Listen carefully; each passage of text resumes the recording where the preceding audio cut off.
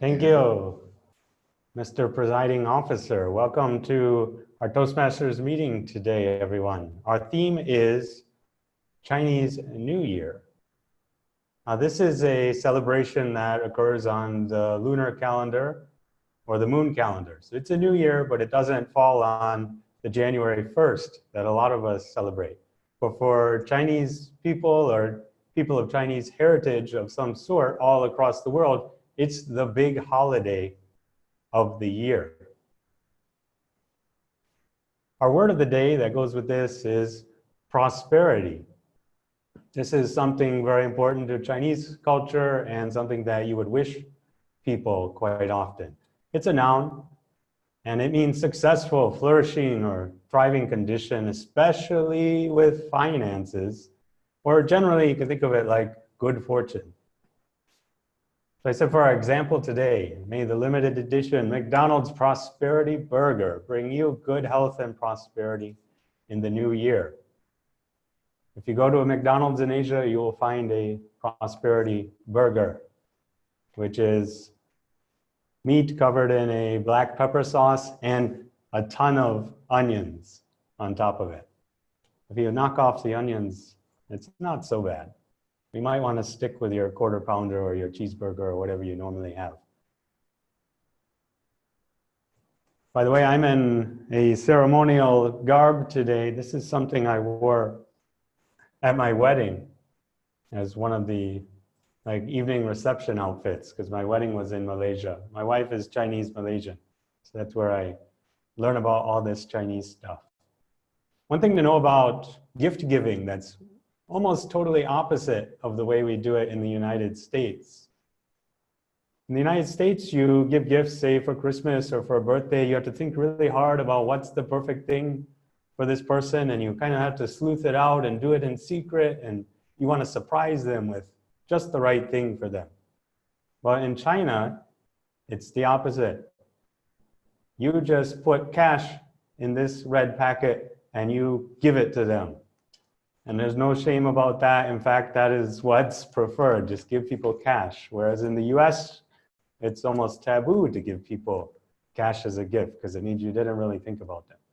It's the opposite. Don't even try a gift. Just give them cash if you're dealing with Chinese New Year. All right, everybody, our meeting has 3 parts. Today, we'll start with our prepared speeches. Then we'll have our table topics. That's where we practice our impromptu speaking. Then we'll have evaluations where our speakers will get feedback and we all learn from what we've seen our speakers do today and the feedback that they're given. We have a lot of people helping out tonight. So let's have each person introduced. Please let us know any special way that you're going to perform your role tonight. First up, our timer tonight is Asil Boisavana. Hello, everyone. As a timer, I'm responsible to monitor time in each segment, table topics, prepared speech, and evaluation. I have 3 colors. So as you can see, for example, if we do table topics, so green will be at 1, yellow will be at 1:30, and 2 will be at, red will be at 2. If you go over 30 seconds, I will be clapping like you are a superstar. So for prepared speeches, the same. So, and at the end of each session, I will be giving a report. Back to you, Mr. Toastmaster. All right, thank you, Asil. Our all-counter tonight is Monica Tucker.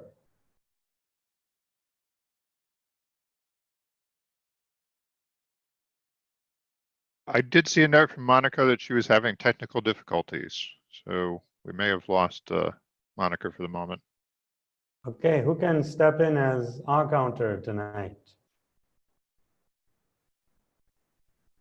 Or is there a guest who's willing to be drafted for all-counter duty? I see Emily Thompson is saying yes. So Emily, you'll be all-counter. Can you just briefly let us know how that role works? Sure. From memory, I will be looking for words that are used as crutches, and are filler words such as like, and so. I believe that's pretty much what I'm doing. Is there another part? Do you do Joke Master here? No, that's fine. No. Just keep track of the ums and ahs that David says tonight, and we'll be fine. All right. Thank you, Emily. Next up, our grammarian, and welcome to our new member, Swati McHale. Mr. Toastmaster, fellow Toastmasters, and honored guests, my role as a grammarian is to listen carefully for the word of the day, as well as the use of the English language and grammar. As John mentioned, the word of the day is prosperity. I have put the information about the word of the day in the chat window for everyone's reference. I'll be keeping track of this information and who uses the word of the day during this meeting. I'll provide my report at the end of this meeting when called upon by the Toastmaster. Thank you, Mr. Toastmaster. Thank you, Swati. When we greet people during Chinese New Year, we say Gong Xi Fa Chai, which roughly translates to prosperity, prosperity, prosperity to you, more prosperity.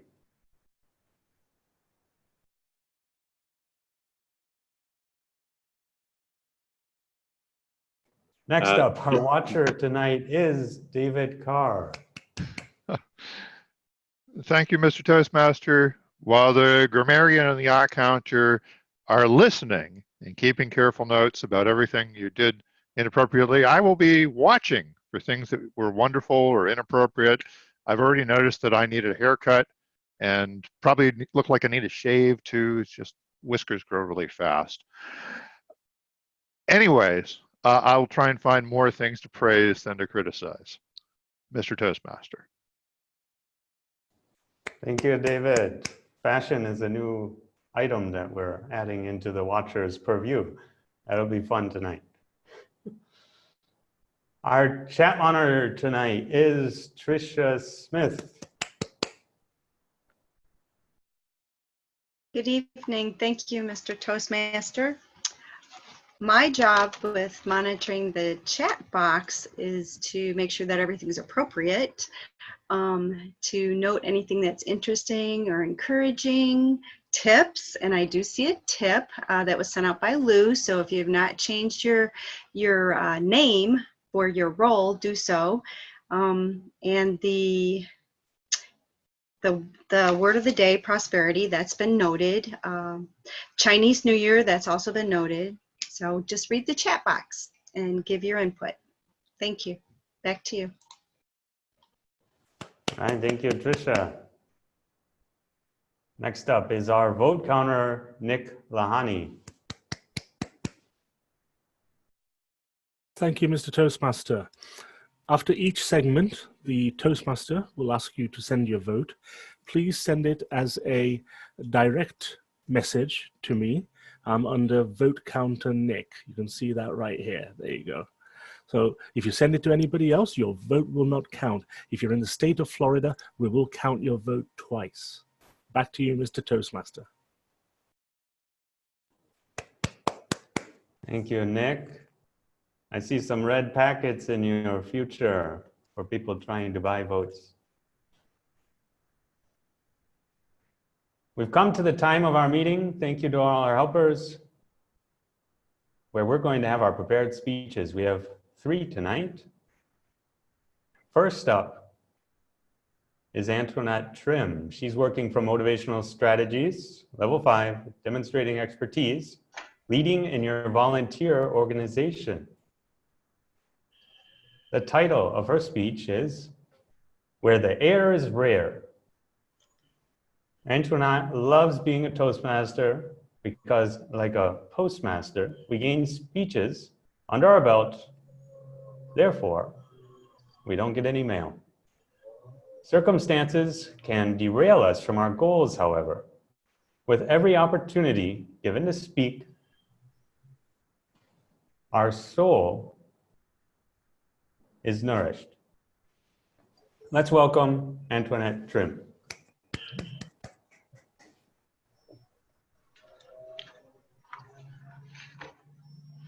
I have been a leader of a volunteer organization, more so my church, for a long time. Sometimes I'm being praised for the work that I do or I'm doing, and sometimes I'm being chastised. However, when I'm being chastised, I feel so depressed. And I would always remember this memory verse. Greater is he that is in you, that is he is in the world. But we are all human. And sometimes we feel that, I can't take it any longer. I want to give up.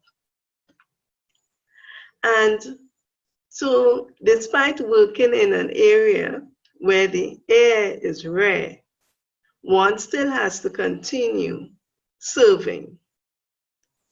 At this point in my life, I have decided to give up the secretarial role. I've been secretary in my church organization for, as I said, more years, many more years. But I decided that I think I need to work in another area. So now I am almost like the marketing strategist for my church. I would send out WhatsApp messages trying to motivate my church members to take part in events. On Sundays, I would use the projector to put up hymns and songs and announcements while church service is going on. And I really, really enjoyed that. So by the end of, should I say, February or March this year, I have totally relinquished the secretarial roles that I've played for many years in my church. But today, during my lunch period, I decided to pen this poem of all my, not only strategies, but all my experiences that I came across over the years as a leader in a volunteer organization.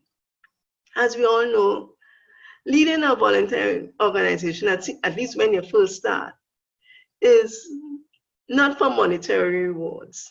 It's more or less for self-gratification. But as we all know, as we all see, as we all may be aware, most times we may start off as just volunteering. And as I said before, it's not for monetary, but at some time or the other, it becomes that it's for a financial gain. But hopefully, leading in a church organization, this would never happen or occur in my organization. So listen to the poem that I penned during my lunch period. We all know that planning activities for church can be sometimes laborious, as if one was doing a research. These events bring a sense of satisfaction, and to others, it serves as immunization against the harsh realities of life, which are often filled with strife. Serving in a volunteer organization, leaders can develop a sense of gratification, even though there may be many ramifications. As leaders, we do volunteer ourselves. Is it addressing our core selves? What do we get out of it? At times, it drives us into a real fit. We are constantly called on to serve. Oftentimes, we are very much reserved. Maybe the various tasks are mountainous, and for others, it's only spontaneous. To a certain extent, leaders are motivated. Ultimately, we become reactivated to render service to mankind, as our wish is that no one should be left behind. Let's all rise up to conquer. It's not that someone is an actor. It's only that we recognize there is a vacuum, whilst simultaneously we can all mushroom. From the skills we learn from pathways, our individual journey will become a blaze. I hope that this poem would remind you of some of the experiences that you had during, or you're having during a leader, at least leading in a voluntary organization. Back to you, Toastmaster.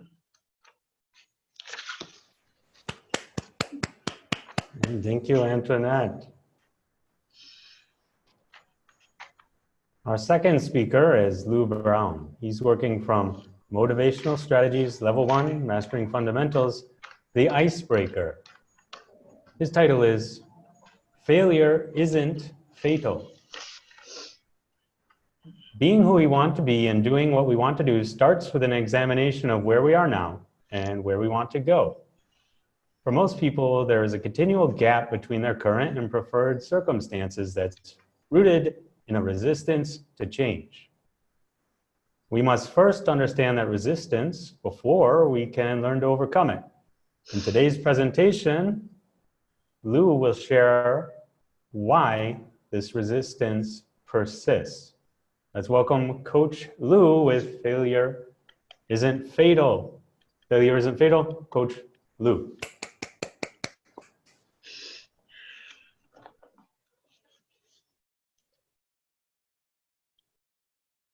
Thank you, Mr. Toastmaster. Show of hands. How many of you made New Year's resolutions last year? Very good. Did you achieve your goals or did you fall short? Did you lose interest completely and give up early? If so, don't despair. You are not alone. I'll explain why. First, you may have heard Toastmaster Quick introduce me as Coach Lou. I am a performance coach.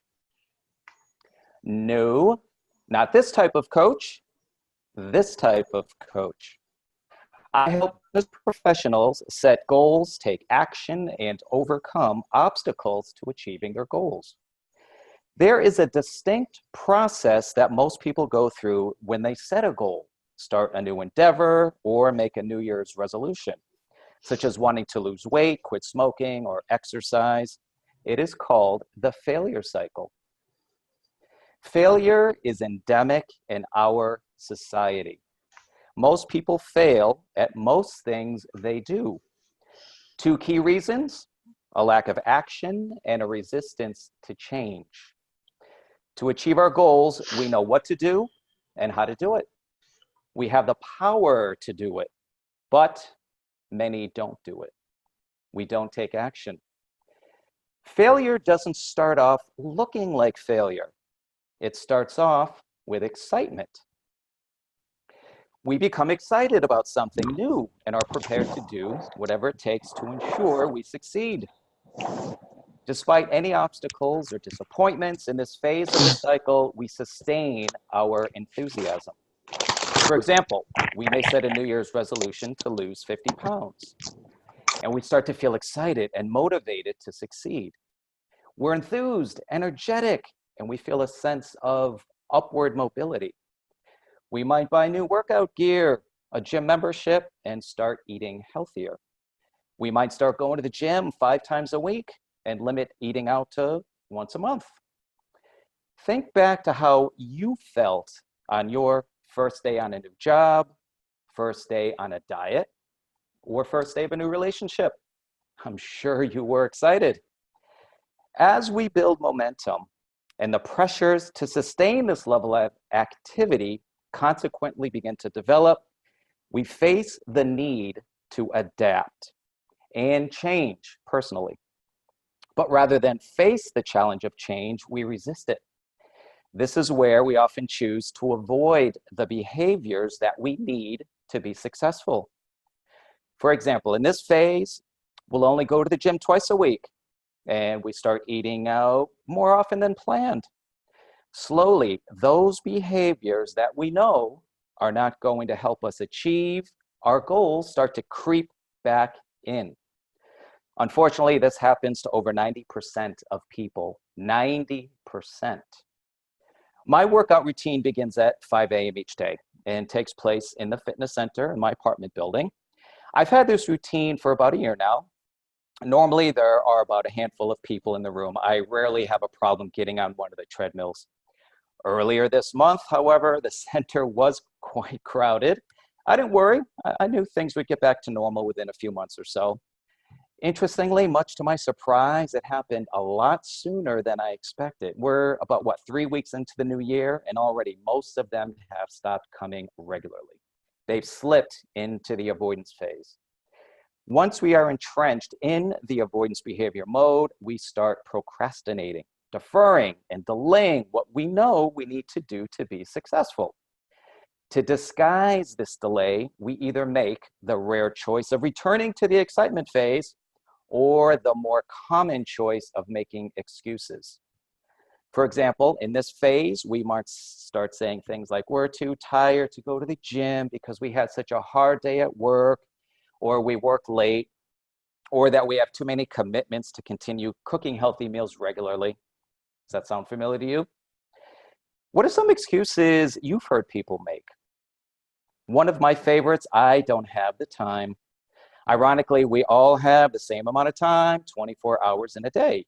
Yet some folks are successful in achieving their goals while others are not. Instead of taking responsibility for what it is that we are not doing, we begin to blame our circumstances or other people or both. Blame is the final phase in the cycle, a complete drop into the abyss. We might say the boss kept me at work late, which meant I couldn't get to the gym. I can't stick to a diet when my kids always want pizza. It's the weather, the economy, the government. It's Facebook. Notice that when we point the finger of blame at the rest of the world, there are 3 fingers pointing back at us. Perhaps we should tattoo the words, I am responsible, on each finger to remind us that we are in control. No one else is to blame for our circumstances. Occasional short-term failure can be quite a beneficial learning experience. For example, a baby learning to walk will stumble and fall several times before making those precious first steps. The baby will not give up. The baby will stay excited. A persistent pattern of failure, on the other hand, is a sign that there is a need for change. For most of us, we set a goal, we become excited, then avoid action, then make excuses, then lay blame. We repeat this over and over and over again until our lives are an all-encompassing, all-consuming set of failure cycles. We are resistant to change. It does not have to be this way. We can break the perpetuating failure cycle and experience prosperity. It requires learning some specific strategies and tools, which I'll share with you on my next presentation. It also requires an openness to change, because failure isn't fatal, but the failure to change might be. Mr. Toastmaster.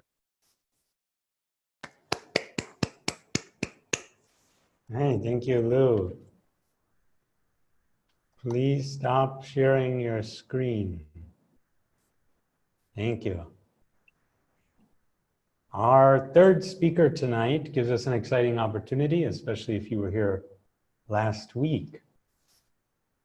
Norman's taking the opportunity to practice a speech which he gave us last week, again, this week. Now last week he used a very constrained format, but this week he's going to do a little bit different, and we get to see how he changed up his speech. This is from Visionary Communication, Level 3, Increasing Knowledge. The project is Connect with Storytelling. And the way Norman's going to connect with us tonight through storytelling is to teach us about the legacy of Martin Luther King. Of course, we just passed Martin Luther King Day this week. Let's welcome Norman Dow.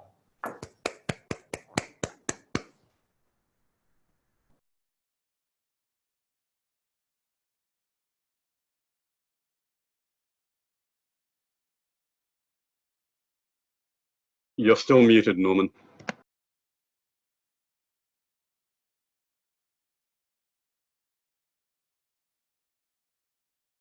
Sorry. Okay. I'm sorry, I was not muted. Unmuted. The title of my speech is "He Made the Haters Hold Hands." Dr. King was known as an orator. We know about him from the I Have a Dream speech. He won the Nobel Peace Prize.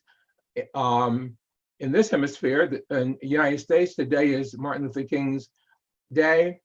We celebrate his legacy. He was a preacher. He was a civil rights leader. But most of all, Dr. King was a prophet. Now, what is a prophet? When I say the word prophet, people often think of someone who is foretelling the future. They have some idea about what will happen in the future. They are a supreme visionary of something that is yet to happen. But a prophet also is one who tells the truth, speaks the truth to whomever he's speaking, speaks the truth of power, speaks the truth to every average person. Most of all, he speaks the truth. One of the things about speaking the truth is that you often end up with enemies of the truth, even before we ran into fake news and so forth. Speakers of the truth make enemies. Dr. King was, first of all, a churchman. He was a member of the largest Black Baptist denomination, in fact, the second largest denomination in America, the National Baptist Convention. He had a real understanding and concern for young people. He was head of their Sunday school division. And he was really upset by the overall entrenched bureaucracy that ran it for years and years and years. As he spoke the truth to power and challenged the status quo, he caused a split in the denomination. It was so radical at one Baptist convention, there was actually a melee on the floor, open fist fights. An old man fell off of the podium and actually died. Dr. King hadn't caused the fisticuffs, but his instigating the truth into a resistant organization caused many problems. He made many senior Baptist ministers haters of Martin Luther King.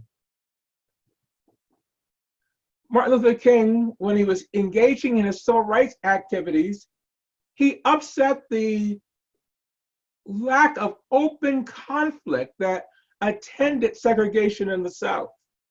And he had a letter from Baptist, Methodist, Jewish, moderate Catholic, moderate clerical leaders saying, go slow, don't upset the status quo. They had a disease one of my friends calls non-rockaboatitis. He was rocking the boat. He made these moderate religious leaders with non-rockaboatitis part of his hater contingent.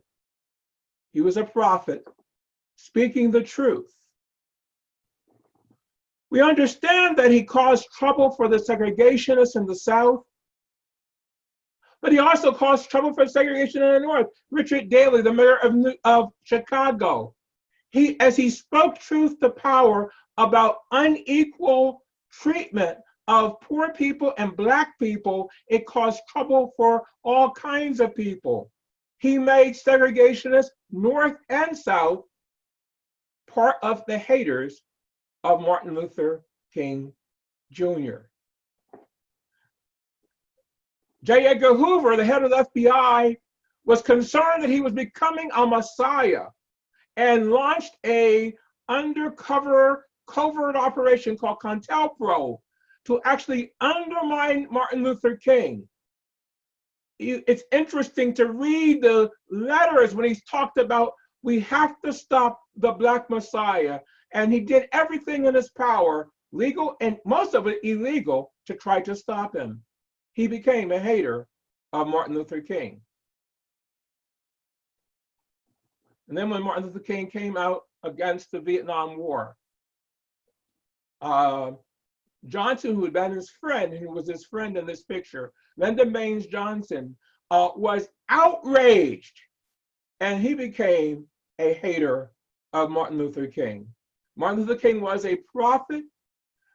He took a principled stand and spoke the truth wherever and whenever he had the opportunity. It cost him a lot, but he spoke the truth to power. We remember holding hands or arms, locking arms as in the civil rights, but it went far, far beyond this. Wherever there was injustice in any sphere, he stood for the truth. His haters, Black, white, rich, poor, liberal, conservative, joined hands against him because of the truth. I tell you, my challenge is at you today. When we think about Martin Luther King, it's good to serve and practice service. But I want you to take a principled stand on what you believe, and speak the truth wherever and to whom you come in contact with. I want my haters holding hands. What about you? Mr. Toastmaster?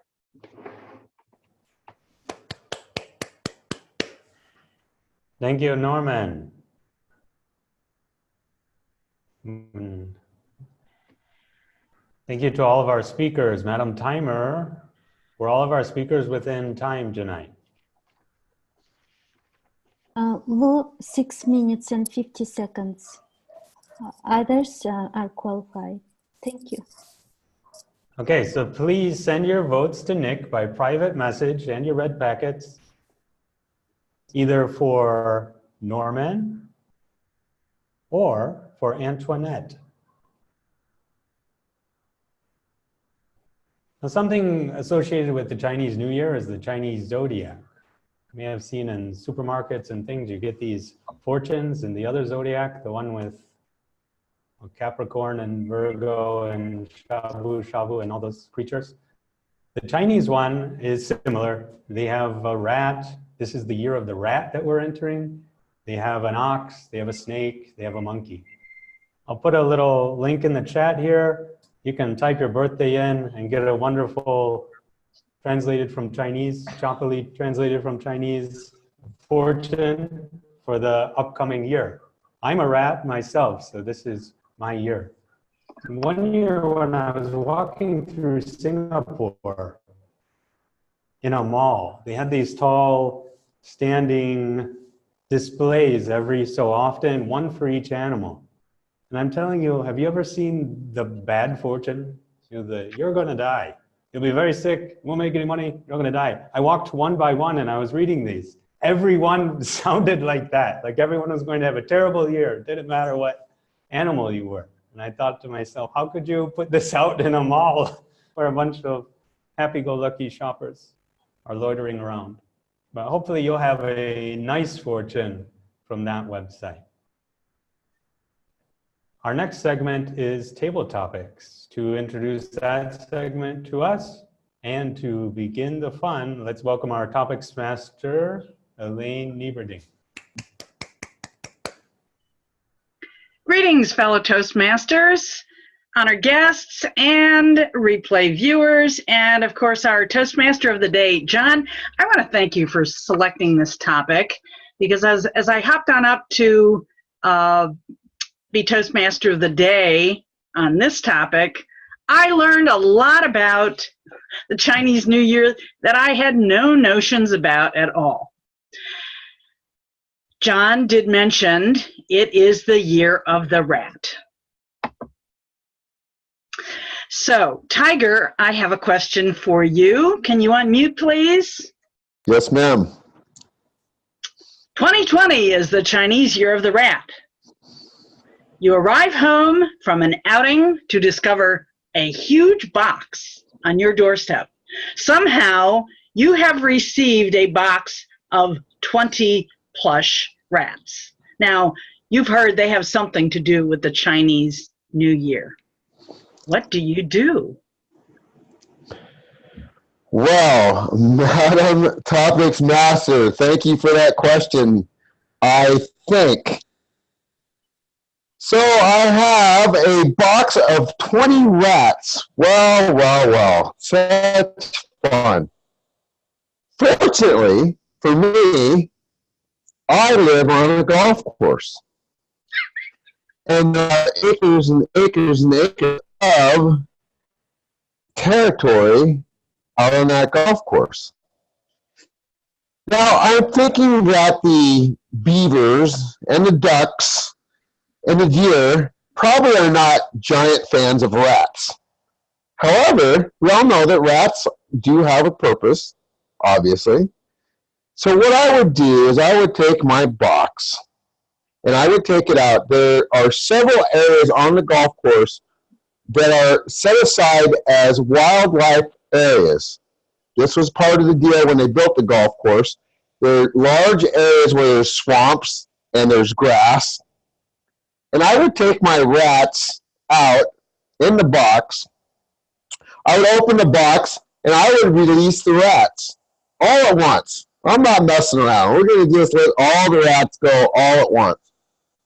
Now, I would videotape this just for fun so that I could show you that I actually did this.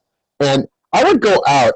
I'm a biologist, so I'm very curious to see exactly what these rats are going to do. Or are they going to burrow in the ground? Are they going to go eat other animals? Are they going to go to people's houses? I'm going to go out and I'm going to test these rats. I'm going to do some observation and find out exactly what my rats do for the next month or so. And you know what? This will be a fun activity. I'm looking for something to do, Elaine, and I appreciate you giving me this opportunity. Thank you very much. Thank you so much, Tiger. Imagine if you had really discovered that the plush rats were not alive. They were stuffed. Your answer would have been a little different, but thank you, Tiger. I appreciate you. Moving right along, I'd like to invite our guest, Anirudh, to participate.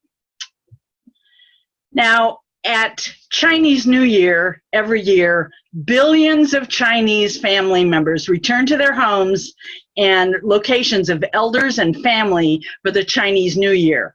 All transportation systems are strained, to say the least. Now, here's a scenario. A Chinese Toastmaster acquaintance, generous of means and goodwill, invites you to China to accompany him from urban Shanghai to a rural village to experience the holiday. How do you respond to this invitation? Rude. That is an amazing vacation ticket and I would take it right away. But not because I want to see China, but because I love rats. Now it goes against the popular opinion, but I find rats to be cute, charming, agile, and quick. Like I love rats so much that for me, Stuart Little and Ratatouille are my all-time favorite movies. I love rats so much that I failed in biology because I refused to dissect rats. I love rats so much that I have been in a rat race all my life. And I love rats so much that I believe that this year would be the best year of my life because it is the year of the rat. The Table Topics Master, fellow guests and Toastmasters, it is these very rats that will save me from the situation that the Table Topics Master has left me so precariously in. I would accept the invitation in a heartbeat. And the reason why I would accept the invitation is because when I travel to China, I have a huge sweet tooth And Chinese delicacies like the egg tarts would be all available in that festive season. And it gives me an opportunity to eat those egg tarts, but I cannot stuff my mouth in the presence of such a distinguished Toastmaster. I'll have to eat them slightly without him noticing my greed and my hunger, and I would blame it on the rats. So I would eat small nibbles and I would tell him that the rats ate it. Like how the dog ate my homework when I was in school, similar to that, the rats ate the egg tarts in the presence of the distinguished Toastmaster. Because this is what I did when my mom bought me egg tarts when I was a small boy. I finished all those egg tarts and I blamed it on the rats. So in the presence of a billion people, who knows how many rats are available out there? So just for that, I would take up your holiday offer. Thank you so much for this opportunity.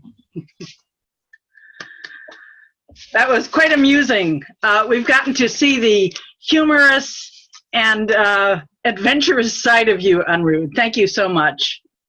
I'd like to call on Viviana next. Viviana, red. You see red everywhere in Chinese New Year celebration decor, a symbol of fire, energy, prosperity, and good luck. Viviana, tell us about the color red and your response to it or expression of it in your life. Red is the color of happiness and prosperity in Chinese, and they use a lot in the home, for example, in the decoration. So therefore you see the red lantern, and then they put the red clothes, and everybody during Chinese New Year they dress in red as to bring luck, prosperity, and happiness. But sometimes we don't paint house in red because the energy is too much. The red energy is too much. So I prefer home is to be white. Currently I just moved to a new house before Chinese New Year. So when we put moving to a new house, we put the red cloth in front of the main door. So to tell to notify that we are just moving a house. So I guess that the red is a good color. There is the good connotation, there is good meaning and also bad meaning. Back to you, Ellie. Thank you, Viviana. It's so nice to have you back with us here again today in 2020. My next question, I'd like to invite guest Joanne Savoy Malone if she'd like to take a question. Would you? Sure, absolutely. Okay. Here's a situation. You have a retiree friend or just a friend who's all set to become an Amazon marketer, sourcing his products from China. And he hasn't started yet, and you would love for him to succeed. But then you learn that annually, factories are closed often for a month during Chinese New Year. Shipping within and out of China is troublesome and disruptive before and afterwards. How might you have a conversation with your friend? So the conversation I would have with my friend would be to, first tell him, congratulations on your retirement. This is awesome. And wow, and working for Amazon. So that's a great opportunity to maybe, meet lots of people potentially across the globe. But have you looked into their culture?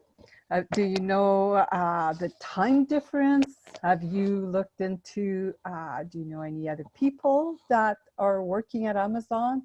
And what about their holidays. I would be probably poking or asking questions that would make him think, not necessarily just telling him, what are you thinking? You know. So sometimes we get so excited, and you know, with the new thing, like Lou was saying, that you know, we forget about the little details. And so I would push him and nudge him and ask him some questions. Well, what about this? Have you thought about this? And if, you know, if he's retiring, he's probably just going to go with the flow. And if there is a break, he's probably going to want to just enjoy the break himself. So, Madam Table Topics. Thank you, Joanne.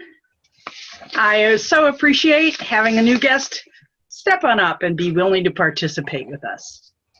My next question I'd like to offer to counter Emily to suspend her duties temporarily. Emily, tell us about a favorite or a horrific experience with Chinese food. Oh, I love Chinese food. I guess the most unusual experience I've had with Chinese food when I was getting my PhD, and I was just about to do the grueling 2-hour oral examination to qualify to continue. And I was quite upset about it. And my husband, I was married to the same man I'm married to now, and he took me to a nice Chinese restaurant in New Haven, the kind where they only have 5 tables, and when the 5 couples are in, they lock the door to prevent anyone else from attending. And we got down there, and I wasn't sure how well my oral 2-hour presentation was going to go. And at the end of the meal, we got our Chinese fortune cookies. And I opened the first one, and it said, "You need a new project or a new career." And I was so upset, I burst into tears. And the waitress kindly brought us another fortune cookie, and it echoed the first one. I opened it up, and it said, "You really need a new life." And I was so upset, and I had to make myself stop crying, and we had to tell the waitress it wasn't anything about the food. Otherwise, I love Chinese food, but that was an interesting dinner because of the fortunes predicted by the fortune cookies.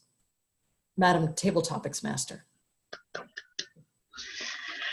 So let me ask our Toastmaster of the day, do we have time for one more question? Thank you, Madam Topics Master. We're right on time, so we can end the segment here. Okay, thank you so much. Respondents? Madam Timer, please let us know if everyone was on time. Yes, Mr. Toastmaster, all qualified. Thank you. Oh, perfect. Okay, so please send your votes and red packets by direct message to Nick. Your candidates are Tiger, Anirudh, Viviana, Joanne, and Emily. Our next segment is general evaluation. This is when we're going to get feedback on our prepared speeches, and we're going to learn from their feedback as well. And we're all going to become better speakers. We'll also get reports from our helpers today. To lead this segment is our general evaluator, Tiger McAndy.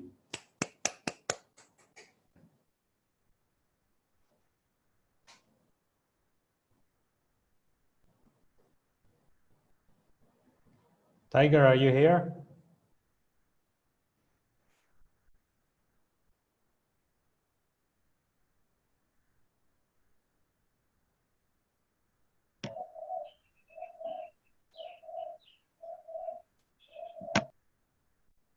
Thank you, sir.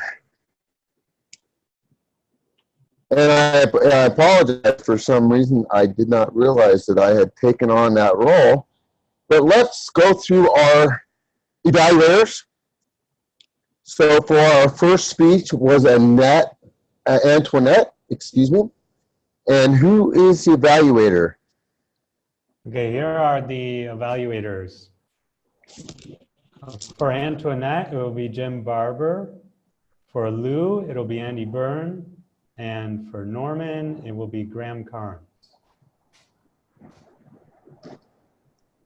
All right, so Mr. Barber, please take us through Antoinette's speech. Thank you, Mr. General Evaluator. My fellow Toastmasters, our most welcome guest this evening, and especially, of course, Toastmaster Antoinette Trim. Antoinette, this was a presentation from the Motivational Strategies Path Level 5, demonstrating expertise, in which you were to describe your experience as a volunteer leader. Congratulations. You obviously spent a lot of time preparing for this presentation, and it showed. You did so many things well. I'm going to try to name them all. I may miss a few. Let's just start with the title, Where the Air is Rare. That's so nice. It captures what you were talking about, but it also rhymes. I love that title. But you didn't stop there. You kept on going. Your diction, your pace, your use of pauses, your vocal variety, everything verbal was top notch. Your lighting was good, your eye contact, you smiled, you looked like you were enjoying yourself. Your overall video presence showed that it enabled you to establish a rapport with your audience. That was great. So well done. Your gestures, oh, loved your gestures. You talked about, you made a fist when you talked about, there it is. You made a fist when you talked about real fit, and you snapped your fingers at one point in your presentation. Great. All these things were top notch. I have one suggestion for you. It's small, it's subtle, but it's also important, especially since you were talking about leadership. You gave, as I say, a great presentation. You got to the end and you said something like, I hope the next time you assume a leadership position, yada, yada, yada. That's nice, but I hope isn't establishing yourself as a leader. When you're speaking, you're in charge. You are the authority. You are the leader. You're the person that's telling everybody that everybody else is looking to determine what to do. So don't tell them what you hope they will do, or what you wish, what you want, what they can, what they might do, or something like that. Instead, say what they will do, what they must do. Use action words, especially in your closing, because that's what everybody's going to remember. That's what everybody is going to be referring back to. So don't say, I would like to, or I hope, or something like that. Take a firm stand as a leader and say what you will do. You will, the next time that you assume a leadership position, you will. But this was a great presentation, thoroughly enjoyed it. Looking forward to the next one. In the meantime, I wish you prosperity, prosperity, prosperity to you. Mr. General Evaluator. Thank you so much, Jim, for, as always, a very in-depth evaluation.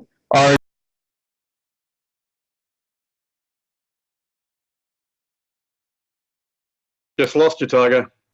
You're back. Am I back? Andy, you are evaluating Lou. Am I on? Yep, I hear you now. Okay, thank you, sir. Sort of going in and out. It's my pleasure to do the evaluation for Lou. What a fantastic title. Failure isn't fatal. And you had great slides. Just wanted to rest on this point just for a moment. One problem that many people have, myself included, is that you have a great speech, but your title does not match the content of your speech. And there's a disconnect there that drives people crazy. You don't have that problem. You had a great title that matched your speech and set the stage for great snacking with great prosperity on this title. You interacted with your audience with something that everybody is familiar with. Who has not come across the new year and heard on the news that the number one wish that people have for the new year or resolution is to lose weight, and how to go through that cycle? We've all gone through that cycle before. And to put a name on it, the failure cycle, oh my God, it really took that home, because you put in graphics and with everything else that there is a name for this, that somebody has studied this. And then when you showed your slides, you had succinct graphics and pictures with each one of the segments to make them memorable. I would just cover one or two other things. Your vocal variety could use some improvement. You spoke not monotone, but in a very professional kind of educational small range of vocality, and could have used some pauses, but your timing and the delivery and the synchronization with your slides was excellent. I think that the other thing, if you have to really look hard for things that you could improve on, would be your timing. You obviously went over by some seconds, about 20 seconds or so. And if you had really focused on your timing and your slides, you might have been able to cut that down to within the time frame. Overall, I had a great time. I loved your slides. I loved the content. I loved what you did with that. Failure is not an option, as was said in Apollo 13. And failure isn't fatal, is a great thing to take home. Thank you, Lou. Thank you, Andy, for another very in-depth evaluation. And our third evaluator will be Graham for Norman's speech. Graham, take it away, please, sir. Thank you, Mr. General Evaluator, ladies and gentlemen, particularly Norman. Before I go any further, let me say I've seen this speech or a variation on it 2 weeks in a row, and this week's was a marked improvement. Well done, Norman. It was good to see that you picked up on some of the observations that were made by your evaluator last week and put them into play. I loved the story of Martin Luther King. I loved your pointing out why his haters joined hands, even though normally you would think the friend of my friend is my enemy, but in this case, they all became enemies because, and so I love the way that you did that. And I really enjoyed the call to action at the end, which I'll get to a little later. There are some observations, though, that I would make. First, in relation to this format. That is, we are members of online presenters, and many of us are here because it's not just a Toastmasters club, but we're learning how to deliver online. And again, while you didn't do the Pecha Kucha, which you did last week, all we had were the slides and you off in a little corner. Now, I know it's possible to make you larger, but I shouldn't have to do that. So what I would suggest is, if you're going to use a set of slides the way that you did today, and this is advice not just for Norman, but for everybody, create the set of slides and then change your background, because, and I know that you have the ability to change your background, change your background so that the slide is over your shoulder, and that's what changes. You then remain the focus of the speech, and the information that you're presenting is over your shoulder. That would make it easier for you to give us facial expressions, to give us gestures, things like that. Your vocal variety, I thought, was a particularly strong point today. There are a couple of times when you got quite, I was going to say strident, but that's not the word. You got engaged and we got engaged with you. So well done on doing that. Which brings me to my second observation. This particular speech is about storytelling. Now, ask yourself, which works better? The father bear complained because somebody had eaten his porridge, or "Who's been eating my porridge?" said Father Bear. Stories work best when we use dialogue. Now, you spoke, for example, about J. Edgar Hoover saying we've got to do something to stop him becoming a black messiah. Had you, instead of just saying J. Edgar Hoover was concerned that he was becoming a black messiah, you might have said J. Edgar Hoover, in a conversation with one of his colleagues, said, we have to, so use dialogue that brings us into the story. Because the whole point of a story is for you to use that as the framing for your message. And you did that, but it would have been even more effective if you had told us, had them saying it rather than just saying that they said it. But again, I'll finish with what I think was one of the strongest points of this speech, and that was your call to action. You're telling us to consider what it is that made MLK's enemies come together and work on whether we think it's worth it to us to do that. An observation that I think we all need to look at. Thank you, Norman, for your speech. Thank you, Graham. So, Seal, do all three of our speakers qualify for the voting? Sir. Yes, sir. All qualified. Thank you, Tiger. Excellent. Well, good luck voting, because those were three phenomenal evaluations. Thank you very much. Let's move on to our grammarian, our newest member, Swati. Could you please give us your grammarian report? Mr. General Evaluator, fellow Toastmasters, and honored guests. The word of the day today was prosperity. It was used by Viviana, Andy Byrne, and 3 times by Jim Barber. There were many fantastic uses of the English language today. I particularly enjoyed Antoinette's poem, Mountainous and Spontaneous. Failure isn't fatal. Anirudh's The dog ate my homework. And David's whiskers grow really fast. As well as Graham's use of the word strident. I do have 2 suggestions for improvement. When you start a thought or a sentence, finish that thought before you start your next thought and sentence. Jim, being a Toastmaster for such a long time, I think we can do better than yada, yada, yada. Mr. General Evaluator. Thank you, Swati, for a very detailed and even a little humorous report there. And Jim Barber apparently is the most prosperous person in the group here.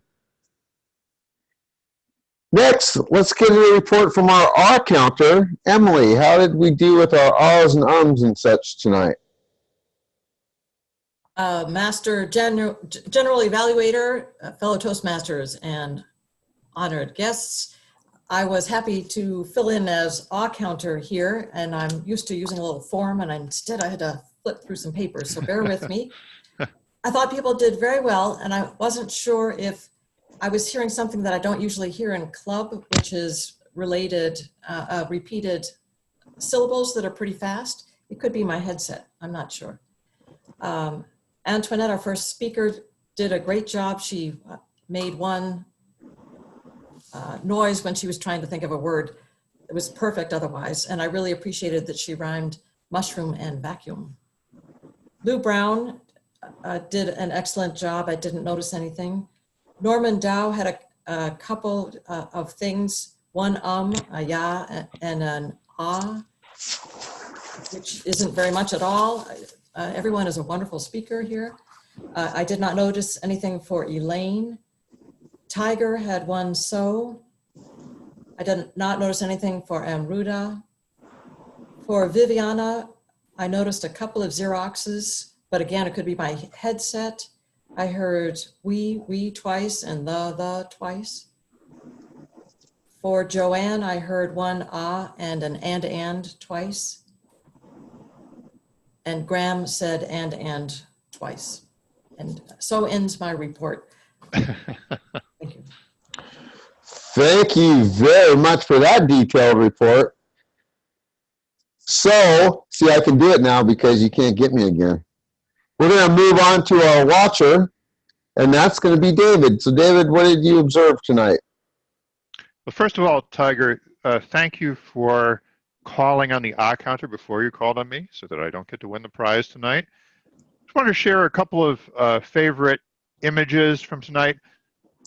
You already heard some compliments about Lou's slides, but I particularly loved the slide that shows the bell curve from excitement to determination. And I love that it doesn't just come down a little bit, it just drops through the floor when we get to blame at the end. Also, Elaine had this red background when she was talking about red being the color of the Chinese New Year. Or, I thought that was great. I wasn't sure whether she was changing her background for every topic. Didn't seem like it, but she did change it from what she had early in the meeting, and it worked well. And how do I stop sharing my screen? Am I in fact still sharing my screen? You are indeed. Top of your screen where it says stop sharing. Yeah. And oh, okay, I found it. Just moved around. Anyway, Antoinette, yours already got some compliments on pumping the fist when you talked about something really giving you fits. I also noticed a big smile when you said you really enjoy volunteer work. You had a lovely photo in the background. I did notice that it was kind of shimmering a little bit. So it would be worth, if you're going to use the special effect, try and get it to look as good as you can. We do have the Zoom meeting open in between meetings. You can come in and practice and just see what adjustments you can make to your lighting to make that go away. It's probably a shadow behind you or something that makes that happen. Lou, I did like the slides. I like the sports coach versus the business coach. Norman, I would remind you that it's a good practice to avoid letting the audience see you futz with your slides, with getting ready with your slides. So if you can, try and have them queued up ahead of time. You can actually even have that dialogue to share your slides open and off to the side of the screen and just click that button when you're ready to go. I did wonder, along with Graham mentioned that the slides shouldn't necessarily have been dominating the screen as much as they were. I wondered whether they were even necessary at some point. But then again, there was that image of locking arms, which tied in nicely with your theme. Tiger, I noticed that you look like you were sitting. David, we're over time. Okay, I'll stop. Those were the major points. Thank you very much, David, for that detailed observations. And by the way, there were 3 ums and an ah in there, David, just so you didn't get completely off the hook. Let's hear from our chat monitor, Tricia. What did we find out in the chat today? Hello, thank you, Mr. Evaluator and fellow Toastmasters, to get the terminology right. I have had a very nice time monitoring the chat because there's been several times where I can point out some funnies. So I wanted to share that. We have 4 people that shared that they were tigers. We have a rabbit, we have a rooster, we have a snake, 2 snakes, a horse, a pig person, and a couple of the quotes that I wanted to you can see it in the chat box, but what I wanted to just repeat was from Vivian to Antoinette. She said, "You're a hard worker because you're a horse." That's appropriate, so that's supportive. And another one was David said that he once worked on a farm where he raised rabbits for meat. I thought that was another funny, supportive. And John, he's the one that told us about the red packets, the envelopes, and what it stands for in China. So he reminded us to send our votes and the red packets. So I thought those were all humorous and worth sharing. So good conversation in the chat box. I appreciated that. So thanks for letting me share that. Back to you, Mr. Evaluator. Thank you very much for another detailed report. We are getting exceptional evaluations tonight. Thank you all. Asil, what would you like to share with us regarding timing for tonight? I believe Asil has had to leave. Okay, so we will pass on that. She already gave us her feedback anyway, so I think we're all good. At this point, I'm going to return it to the Toastmaster, and he can give us our vote counts for tonight. All right, thank you, Tiger, Mr. General Evaluator. Nick, let us know who our winners are tonight, please. Thank you, Mr. Toastmaster. I've put the winners in the chat for Best Speaker. It's Norman. Best Table Topics is Anirudh. And Best Evaluator is Graham. Well done, everybody. And congratulations to our winners. Let's hear from our guests tonight. Emily Thompson, how was your meeting? The meeting was fine. Thank you very much for having me. I am trying to become a member, but I haven't quite paid yet. And I enjoy the professionalism of the online presenters. Thank you so much. All right, thank you, Emily. You put your application money in this and you mail it to Elaine and it gets forwarded to World Headquarters. Okay, we're very happy to have you join soon. Anirudh, please let us know how your meeting was. Yeah, I had a great time. I didn't expect a virtual meeting to be so fun-filled and so informative. This is my first virtual meeting. I've always had in-room meetings at Toastmasters. It was a welcome change, and I'm looking to be a part of this club in the future. Thank you so much. All right, thank you, Anirudh. We're happy to have you visit again, or to apply when you're ready. Get in touch with Elaine about that. Next week, Tiger is scheduled to be our Toastmaster. We've got a pretty good lineup with speakers and evaluators already. Of course, there are still some roles there, so go ahead and check out the website to sign up in the next week. Elaine would like to add something for tonight.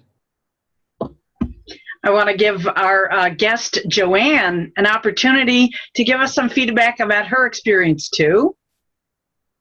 Yes, thank you, Mr. Table Topics and table, everybody, sorry. This was amazing. I very much enjoyed all the speeches, and this community here, very supportive. It is, yes, quite different than in a room. However, I enjoyed the online presenting, and I think I can learn so much from this group. So thank you so much for having me. I look forward to come here again. Hey, thank you, Joanne. Thanks to all of our guests. We're going to officially end this meeting now. Look for messages from Toastmaster Tiger in the next week, and we'll see you next week. Good night. John, hello. Okay, well, the meeting has to be officially over because we're over time, but for anyone who can't stay. We're over time. No. 2 minutes. 2 minutes. 2 minutes. We got 2 minutes. We have 2 minutes. I'm grabbing that 2 minutes. I'm acting as membership rooter, encourager. Thank you, Swati. We're so glad you joined. And I want to announce again that on February the 24th, we're going to have a special guest speaker, Mr. Akim Novak. He'll be with us for an interactive evening exploring gestures for connection, a new look. And I will be sending out within the next week and in the coming weeks reminders and things so that you can invite people also to that meeting. We like guests. It's a great place to be. And with that, I'm now finished. And back to you, John. Thank you. Hey, everyone. Have a good night.